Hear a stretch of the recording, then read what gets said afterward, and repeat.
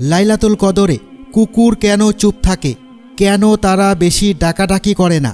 তারা কি এমন অদ্ভুত দৃশ্য দেখে? এই রাতে আকাশ থেকে অসংখ্য ফেরেশতা এসে মুমিন নরনারীর বাড়ির দরজায় এসে কি করে? খুবই চমৎকার তথ্য আজ আমরা আপনাদের বলতে চলেছি, তাই ভিডিওটি শেষ পর্যন্ত দেখতে থাকুন। আসসালামু আলাইকুম প্রিয় বন্ধুরা। লাইলাতুল কদর ইসলামে অত্যন্ত গুরুত্বপূর্ণ ও ফজিলতপূর্ণ রাত। কুরআনে বলা হয়েছে, নিশ্চয় আমি একে নাজিল করেছি এক মহিমান্বিত রাতে। তুমি কি জানো সেই মহিমান্বিত রাত কি? মহিমান্বিত রাত হাজার মাস অপেক্ষা উত্তম। সে রাতে ফেরেশতাগণ ও রূহ তাদের প্রতিপালকের আদেশক্রমে প্রত্যেক বিষয়ে অবতরণ করেন। এটি শান্তি যা ফজর উদয় হওয়া পর্যন্ত অব্যাহত থাকে। সূরা আল কদর আয়াত 1-5। হযরত ইবনে আব্বাস রাদিয়াল্লাহু তাআলা আনহু থেকে বর্ণিত, রাসূলুল্লাহ সাল্লাল্লাহু আলাইহি ওয়াসাল্লাম বলেছেন, লাইলাতুল কদরের রাতে ফেরেশতারা সিদরাতুল মুনতাহা থেকে দুনিয়ায় অবতরণ করেন। তাদের মধ্যে প্রধান ফেরেশতা হযরত জিবরাইল আলাইহিস সালামও থাকেন। তারা দুনিয়ায় বিভিন্ন স্থানে পতাকা স্থাপন করেন, যেমন একটি পতাকা কাবা শরীফের ওপর, একটি পতাকা বাইতুল মুকাদ্দাসের ওপর, একটি পতাকা মসজিদে নববীর উপর এবং একটি পতাকা সিনাই পর্বতের উপর। এছাড়াও বিভিন্ন পুণ্যবান ব্যক্তির বাড়ির সামনে পতাকা স্থাপন করেন। ফেরেশতারা এই রাতে ঈমানদার বান্দাদের ঘরে প্রবেশ করেন, যারা ইবাদত বন্দিগিতে মশগুল থাকেন।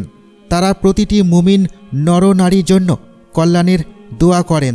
তবে কিছু মানুষ এমনও থাকে যাদের কাছে গিয়ে ফেরেশতারা সালাম দেন না এবং তাদের জন্য অভিশাপ প্রেরণ করেন, যেমন যারা মাদকাসক্ত, যারা শূকরের মাংস খায়, যারা সুদ ঘুষে লিপ্ত, যারা জাফরান ব্যবহার করে। তবে কিছু বর্ণনায় এসেছে যে জাফরানের অপব্যবহার করা হলে ফেরেশতারা তাদের উপর অসন্তুষ্ট হন। মুসনাদে আহমদ হাদিস নম্বর 519। লাইলাতুল কদরের ফজিলত সম্পর্কে হযরত আবু হুরায়রা রাদিয়াল্লাহু তাআলা আনহু বর্ণনা করেন, রাসূলুল্লাহ সাল্লাল্লাহু আলাইহি ওয়াসাল্লাম বলেছেন, যে ব্যক্তি ঈমানের সাথে ও সওয়াবের আশায় লাইলাতুল কদরে ইবাদত করবে, তার পূর্ববর্তী সমস্ত গুনাহ মাফ করে দেওয়া হবে। সহিহ বুখারী হাদিস নম্বর 1901, সহিহ মুসলিম হাদিস নম্বর 760। এই রাতের আরেকটি বৈশিষ্ট্য হল ফেরেশতারা মুমিনদের ঘরে গিয়ে মুসাফা করেন। ইবনে আব্বাস রাদিয়াল্লাহু তাআলা আনহু বলেন, ফেরেশতারা হযরত জিবরাইল আলাইহিস সালামের নির্দেশে দুনিয়ায় ছড়িয়ে পড়েন এবং প্রত্যেক ছোট বড় ঘর, জঙ্গল কিংবা নৌকায়, এমনকি যেখানে একজন মুসলমানও থাকে, সেখানে গিয়ে সালাম দেন এবং মুসাফা করেন। লাইলাতুল কদরের রাতে কুকুররা কেন চুপ থাকে? অনেকে বিশ্বাস করেন যে এই রাতে কুকুর ডাকতে চায় না বা চুপ থাকে। যদিও কুরআন ও সহিহ হাদিসে সরাসরি এই ব্যাপারে কিছু বলা হয়নি, তবে ইসলামিক স্কলাররা কয়েকটি সম্ভাব্য ব্যাখ্যা দিয়েছেন। প্রথমত, ফেরেশতাদের অবতরণ। হাদিসে এসেছে, ফেরেশতারা যেখানে অবতরণ করেন সেখানে শয়তান প্রবেশ করতে পারে না। কুকুর সাধারণত জিন বা শয়তানের উপস্থিতি অনুভব করে ডাকতে পারে, কিন্তু লাইলাতুল কদরের রাতে যেহেতু শয়তানদের প্রভাব থাকে না, তাই কুকুর চুপ থাকে। দ্বিতীয়ত, আল্লাহর বিশেষ রহমত। এই রাতে পৃথিবী শান্তির বার্তা পায়, যা প্রাণীকুলেও বিশেষ পরিবর্তন দেখা যায়। কুকুরদের আচরণে একটি স্বাভাবিক শান্ত ভাব আসে, যা ফেরেশতাদের আগমনের প্রতিফলন হতে পারে। তৃতীয়ত, কুকুর ও ফেরেশতা। ইসলামে বলা হয়েছে, ফেরেশতারা যেখানে কুকুর থাকে সেখানে প্রবেশ করেন না। তবে লাইলাতুল কদরের রাতে যেহেতু তারা পুরো পৃথিবীতে ছড়িয়ে পড়েন, তাই কুকুরের উপর একটি অদৃশ্য প্রভাব পড়ে এবং তারা শান্ত হয়ে যায়।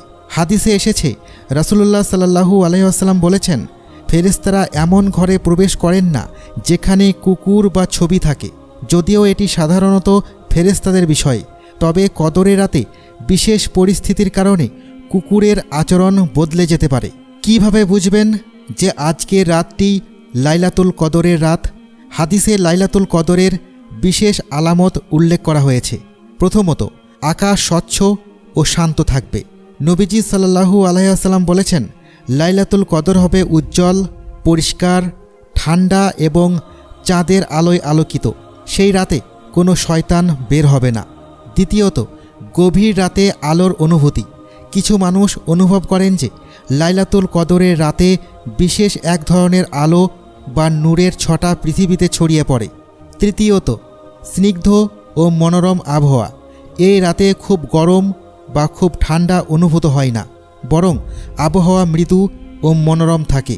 চতুর্থত, বুক ধরফর করা বা অদ্ভুত প্রশান্তি অনুভব করা। অনেক মুসলমানের হৃদয়ে এই রাতে বিশেষ প্রশান্তি অনুভূত হয় এবং ইবাদতে মন বসে যায়। আল্লাহ বলেন, এতে রয়েছে শান্তি যা ফজরের সময় পর্যন্ত অব্যাহত থাকে।